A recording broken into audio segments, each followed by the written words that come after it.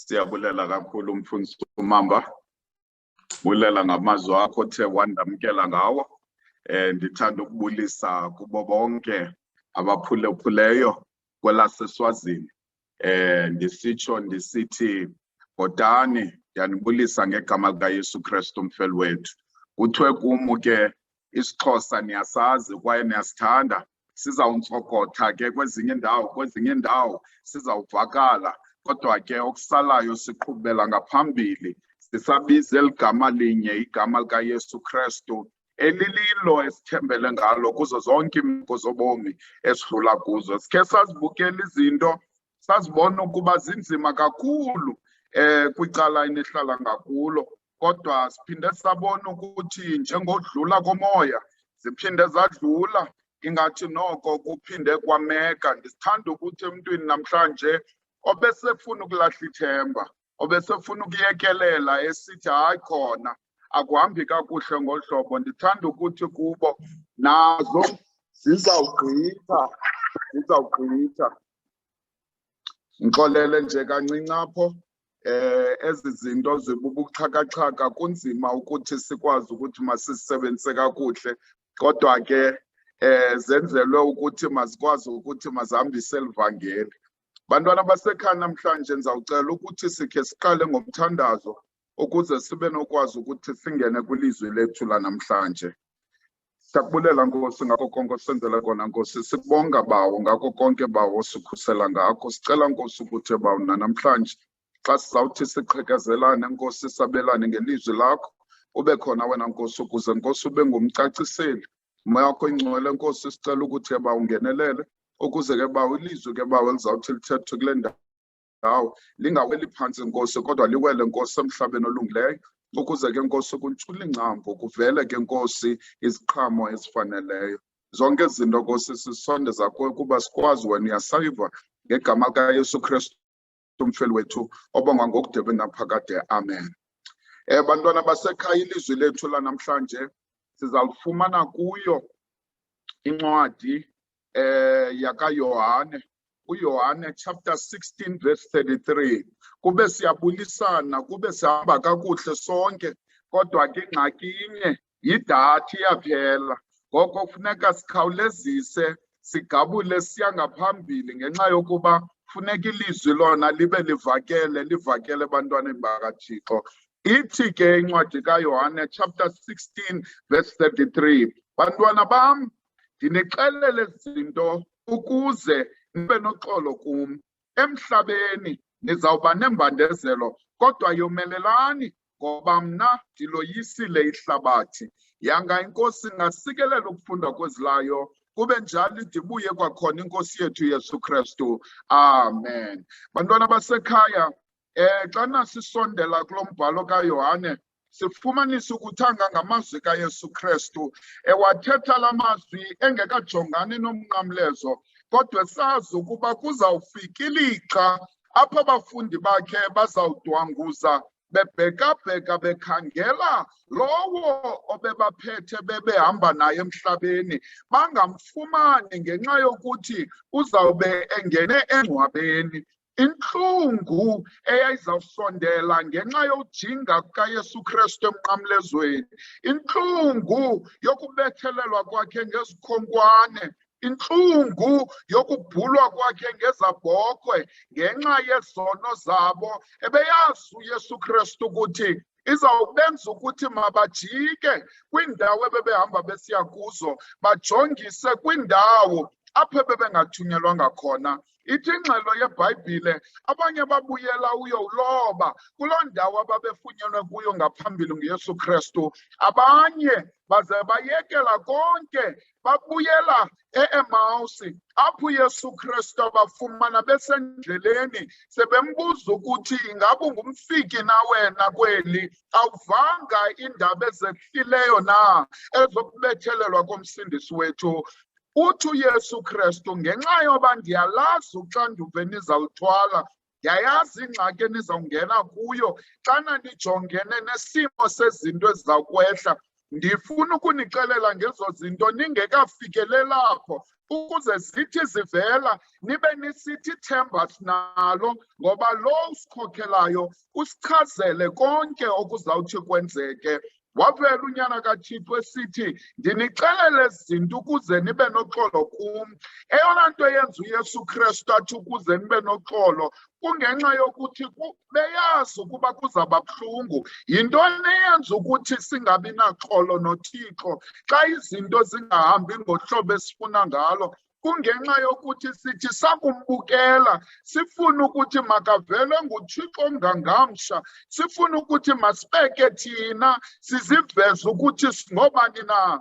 Kaloku thina xana sigezelwa sitsala intonga ngaphantsi siqule sithi yiza masihlanganiswe ndoda ukwenzela sizobona ukuthi ngubani onamandla.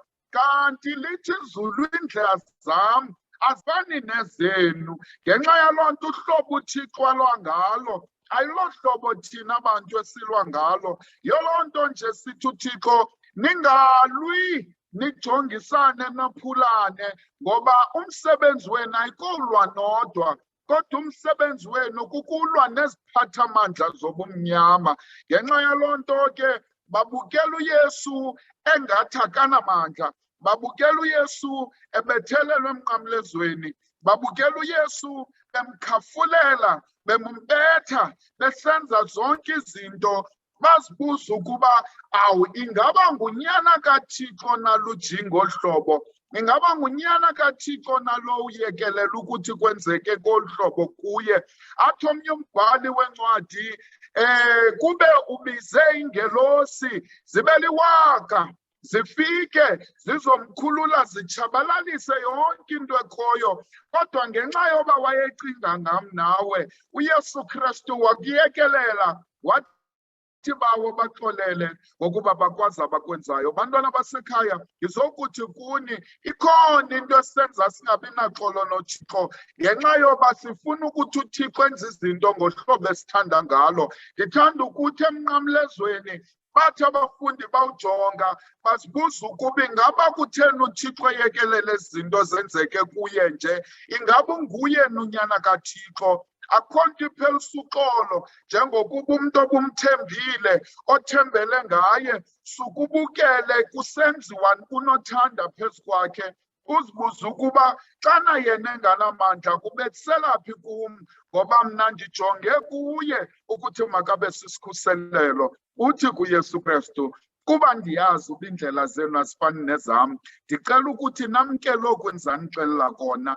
Mna ndizawudlula kwimbandezelo, kwaye imbandezelo yam ihamba nokulwa kwam nesiphathamandla sobumnyama. Kodwa ke kuba nina nihamba nam nizawuchaphazeleka yile mbandezelo izawukwenzeka.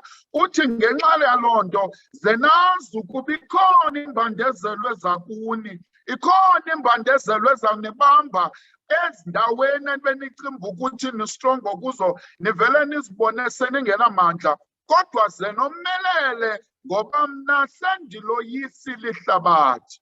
Thanda ukuthi bantwana basekhaya wabethelela uYesu emnqamlezweni, wakhangeleka engenamandla, bambetha, bamfaka isikhala ephangweni, lampompoza igazi lawela phantsi. Baze nabo bebesajonga ukuba ikhona into eza kwenziwa nguYesu baphelelwa lithemba. Bambukele esothulwe emnqamlezweni, bambukele engenangcwaba nofakwa kulo, wathatyathwa kwaye ufakwa kwingcwatyi elibolekileyo, lagqunywa ingcwaba ngelitye elikhulu. Nabo Mariya bevuka kusasa besithi bayowuqhola umzimba kaYesu Kristu ku-early one Sunday morning, bezixelela ukuba azingubani ozasisusela ilitye, ngoba bebesazi ukuba lo bebembiza njengokumkani wamaYuda ulele engcwabeni kwaye ugutyungelwe kukufa.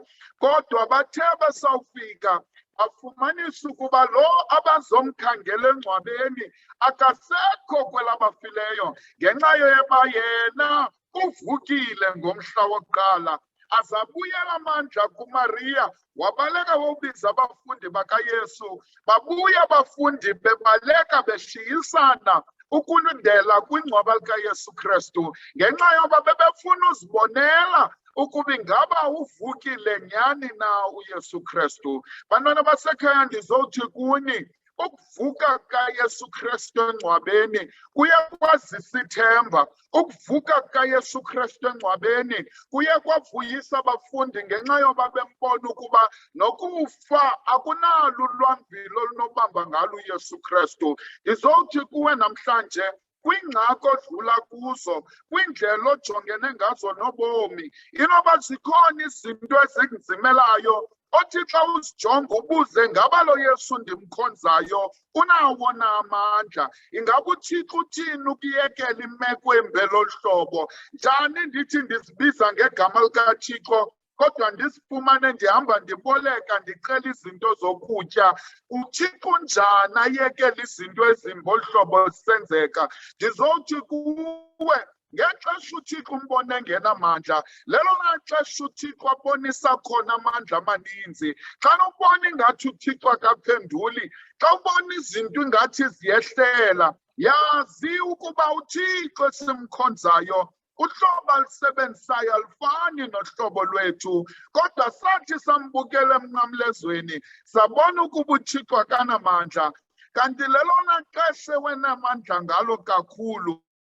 Nanamhlanje siyazingca ngomnqamlezo, ngoba ngenxa yokubethelelwa kaYesu Kristu emnqamlezweni sazuza ubomi obungunaphakade, sakwazi nokudela uSathana namadimoni akhe, siwachazela ukuthi mawamke ngegama likaYesu Kristu kuba silibonile ukuba linamandla. Ndizothi kuwe, kwimeko ojongene nazo namhlanje, ebuhlungwini odlula kubo namhlanje, usungancama ithemba, jongisa kuYesu Kristu oyiyo imbangi nomgqibelelisi wokholo lwethu, ukuze ngokujonga kuye ufumane amandla. Abo abalindayo emathembeni kaYesu Kristu basezawufumana ithemba elihle, basezawumila impiko ingathi lukhozi, ukwenzele babhabhele phezulu, babaleke bengaphelelwa ngamandla ngenxa yokuthi uThixo sijonge kuye sibone ingathi akanamandla.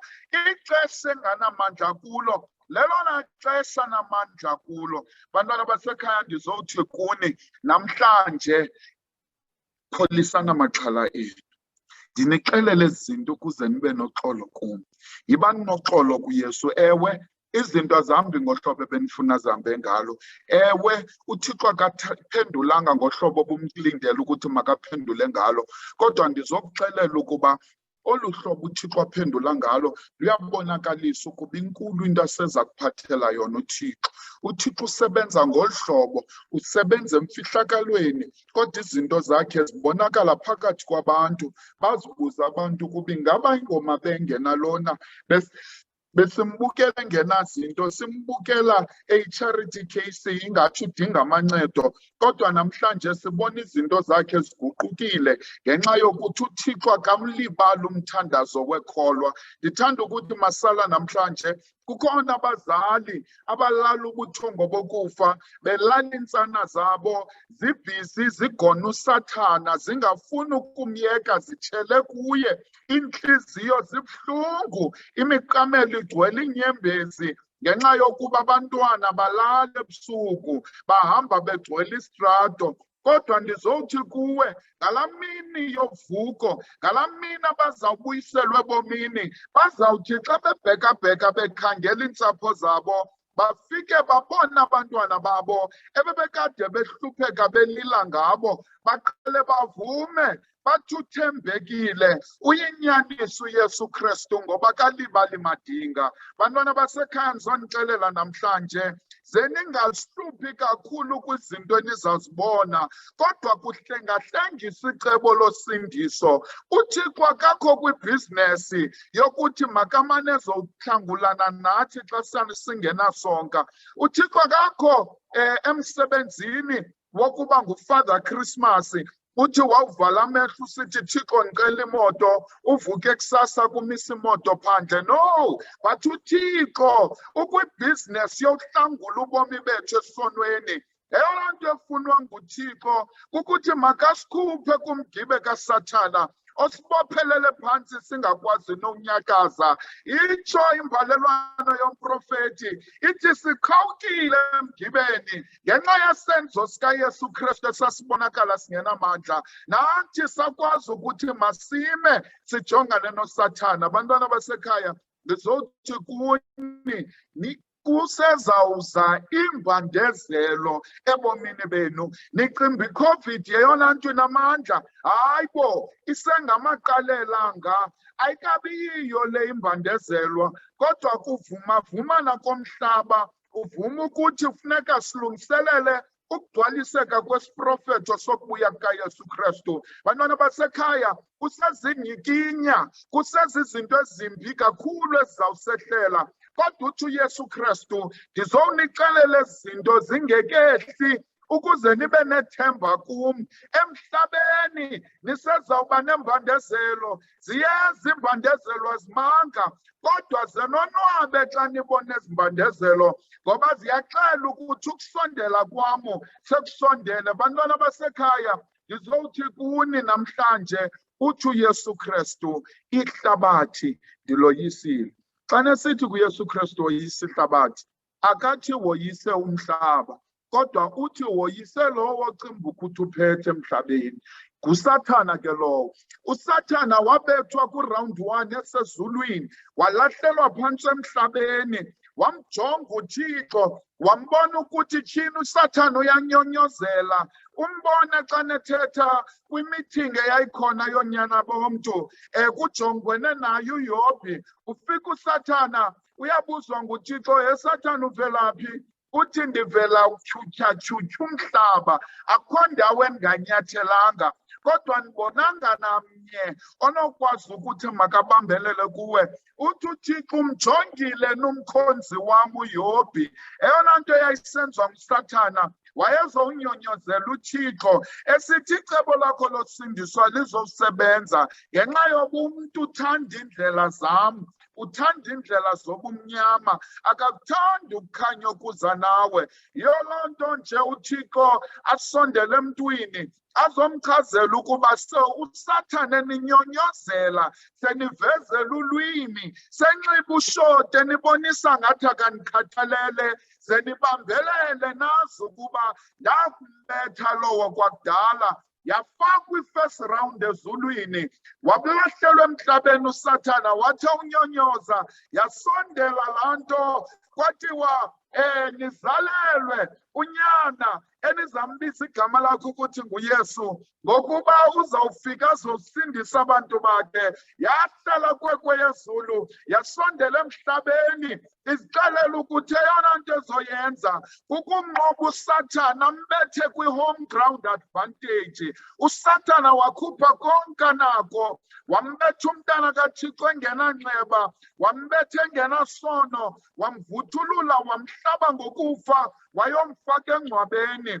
Kuthiwa phakathi esogweni kwakubethwa idalwatsa, kumnandi, kujayivwa, kubanjelelwe ebantwini, kubethwa i-get down ngenxa yoba unyana womntu wayefakwe engcwabeni. Kodwa ukufa, early one Sunday morning, kwasondela ngakwitrona kaSathana yesoko, wathi mnumzana ndicama uzokuchazela into. Wathi uSathana, yintoni uzomosha nje sijayiva kamnandi? Khawuleza uthethe ingxelo yakho ngoba uphazamisa ijayivi yethu. Wathi ukufa, ndizowuthi uvukile engcwabeni. Wothuka uSathana, akazazi noba makabambelele phi. Sagcwaliseka isiprofeto esitshoyo ukuthi uzawuzohlangula abantwana bakhe ukuze ngegazi lakhe laphalalayo bakwazi abo banesono bafumane usindiso. Sithi namhlanje nangona singaboni, kodwa xa sinxiba ingubo yobulungisa kaYesu Kristu, lithi izulu lawukhangela ezantsi lifike libone ubulungisa bukaYesu. Zintsikelelo zonke bezizawuhlala phezu koYesu zizowufunyanwa nangumono ofana nam onguMabenge. Ndizowuthi kuni namhlanje, uYesu akathi uSathane usezawulwa naye, uthi ndimoyisile, meaning ukuthi iphelile ifight, akusophinda kuliwe ngoku. Eyona nto izawukwenzeka uzawusondela uMikhayeli. Ithi iBhayibhile wosukema uMikhayeli athi kugqityiwe onyukunyuku makahlale nyukunyuku. Bantwana basekhaya ndizowuthi kuni izulu alisadlali noSathana, sekusongwa ibali lehlabathi, sekuqokelelwa izinto. Uyayazi noSathana ukuba iintsuku zakhe ziphelile. Eyona ijongileyo kukuba ingaba uzawungena nabantu ezogweni. Uzungavumi ngenxa yoba uYesu ukuxelela izinto ukuze ungankwantyi ungoyiki, wazi ukuthi yena ungumsindisi ongumeyisi. Bantwana basekhaya, ndizowuthi kuni ndinixelele izinto ukuze nibe noxolo kum. Emhlabeni nizawuba nembandezelo kodwa yomelelani ngoba uYesu uloyisile ihlabathi. Ndikhe ndalunywa yinja abantwana basekhaya yommelwane wam. Ndihlala nalo mmelwane, le nja lena yinja esihlala sidlala sobabini ngoba ayindithandi ncam, nam andiyithandi ncam. Kodwa kuba ndiyoyika, ndingumntu othanda uyidlalisa, ndiyidlalisa kodwa ibotshelelwe ngetyathanga, imiswe phaa ekupheleni kweyadi yayo. Mna ndigeze ndikweli cala, ndimane ndiyihlokoloza ukwenzela izoba nomsindo. Kodwa ndayibona ingathi izawukhawula itsheyina, ndibaleke ndiyowungena ngaphakathi endlini. Kodwa mhlazana uthile wafika ummelwane wam wathi, ndiyacela Mabenge, khawukhawuleze ufike ekhayeni lam. Nam ndavuma. Xa ndifikayo kwigeyithi ndafika ndayivula, ndathi ndawujonga kulaa kona yohlathi ndabona ukuthi tyhini nanku ufufu, igama lale nja yayingufufu, ndambona nanku ufufu eme ekoneni. Ndazixelela ukuthi awu nanku umhlobo wam uke ndizamhlokoloza phambi koba ndingene endlini. Ndayivala igeyithi emva kwam, ndafaka ibholti ukwenzela ihlale ivalekile. Xa ndisondela ngasemnyango, ufufu ndiyambona ukwela cala kodwa ubanjwe lityathanga. Ufufu uyandibawela kodwa akakwazi uzowufikelela kum. Ndiba ngathi, heyi fufu, ndimothusa. Heyi, ufufu wavele wazithanda ngale mina kakhonkotha nokhonkotha. Kodwa ndathi ndamjonga, ndafika umsila kafufu umile, ndafika uboya bakhe emva kwentloko bumile, ndabona ukuthi unawo umsindo. Kodwa namhlanje umsindo wakhe unecomposure, akafuni uvela ahlasele nanjani na. Wamane esondela ngaphambili ufufu, nam ndamane ndisondela ndisiya ngakuye, ndijongise ngasemnyango. Ndiyabhizi ndihlokoloza ndithi, fufu, kodwa ufufu uthule, umane esondela kancinci kancinci. Ndizowuqala uvuka amehlo xana ndibona ukuthi lo mnyango ndizawungena ngawo ufufu ingathi sewudlulile. Ndathi noba kwenzeka ntoni, ndathi ndawuqwalasela ndabona ukuba tyhini ityathanga likafufu alikho entanyeni yakhe. Kwaqala kwavuka ucwantya phakathi kwam. Ndajonga i-distance ebuyele egeyitini, ndabona ukuthi andizowulenza ixesha ngoba le nja izawufikelela kum nakanjani na. Ndithe ndisazibuza ukuthi ndizawukwenza njani, suka wazikhulula ufufu, watsiba etsibela ngakum. Ndithe ndingekacingi kakuhle, ndazixelela ukuthi njengomfo obekhule edlala umbhoxo, ndizamkhaba ufufu ayowela kwelaa cala lingaphaya. Uthe ufufu xa sesondele kumo, ndayikhulula i-right kick yam yonke, ndafaka wonke amajoni omzimba wam ukuba mawangene on my right kick, ukwenzela xa ndimkhabe kanye ufufu angaphinda afune ubuya. Ndabona kakuhle ukuba bandimfumene esilevini, ndizamkhaba aqhuleke angaphinda avuke ufufu. Kodwa ndithe ndawukhulula inyawo lam, ufufu wavele wama, wabuya umva, ladlula inyawo lingafumananga kutya kwalo. Ndabona ukuba eyi, kuba ngoku le nja ndiyiphosile, eli nyawo lisafuna ubuyela umva ngoba linyuswa ngamandla ebendikhabe ngalo. Ndithe ndisacinga ukuba ndizakwenza njani ngeli nyawo, suka wanyuka umzimba wonke, ndayobetheka ngomqolo phantsi, ndazi ukuba litshonile ilanga kum. Heyi, wafika ufufu wazidlalela phezu kwam, wazidlalela ufufu wandibetha, ndalila. Ndabona ukuba heyi, elilizwi lam lindlongonjonga alisebenzi. Ndakhupha isoprano ukwenzela abantu abasendlini bazokwazi undiva. Kwavuleka umnyango, basondela abamelwane, bandijonge emnyango, bandihleka. Ndabe ndilila ndisithi susani le nja phezu kwam.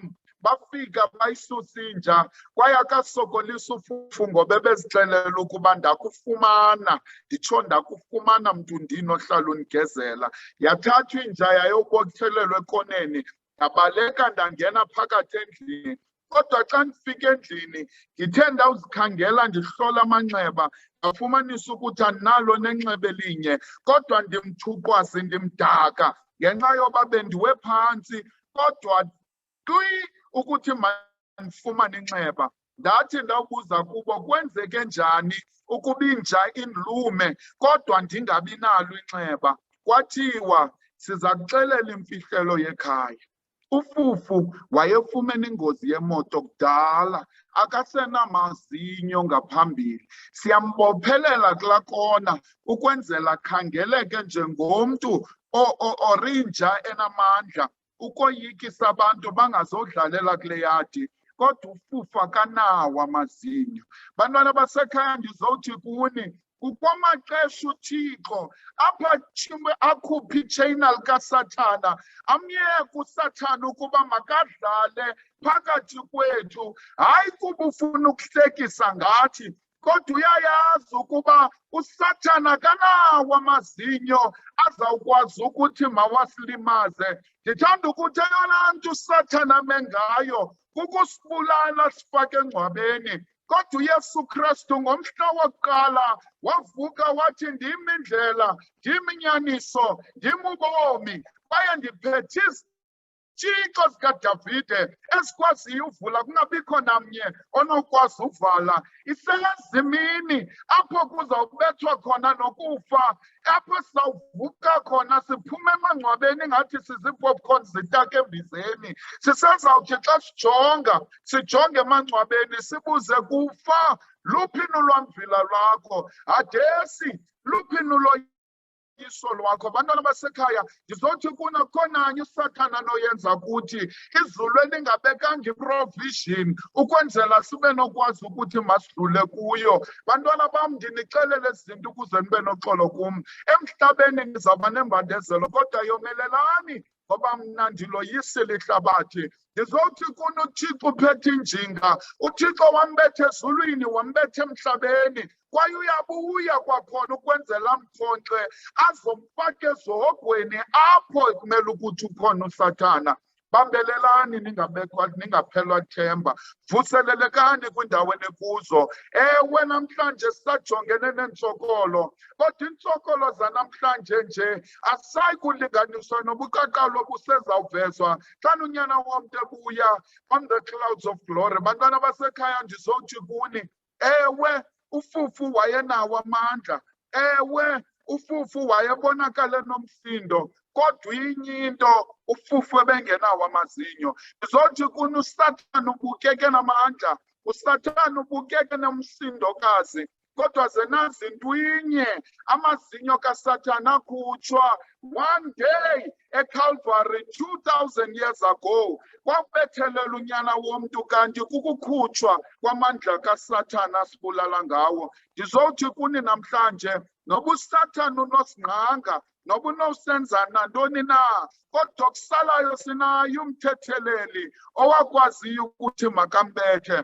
Uzuthi xa uSathana esondela kuwe ekubonisa ubuhlungu bakhe, uvela usidumo nembeko kuThixo ngaphezulu, uthi kuye, noba kubuhlungu kodwa ndizawubambelela, ngoba ndijonga ngezintlungu zakwangoku nje, kodwa ndijonge kubuqaqawulo busezawuvelwa. Bantwana basekhaya, ithi iBhayibhile ayikaveli into esizawuba yiyo, kodwa xa yena ethe wabonakala thina sizawufana naye. Nifuna ukuthini ke ngoku kwezi zinto, abantwana basekhaya? Ukuba uThixo ungakuthi, ukuba uThixo usithande ngohlobo, ukuba uThixo usasibonisa ukuthi ukwiqela lethu, ingaba ngubani na onoma ngaphambi kwethu? Heyi, uSathana ayikho into onowuyenza. Yoloo nto athi uThixo nje ndimoyisile uSathana. Ndizothi namhlanje bambelela buyisa ithemba lakho, thatha umsebenzi uqhubekeke ngaphambili ngoba uyabuya kwakhona uYesu Kristu.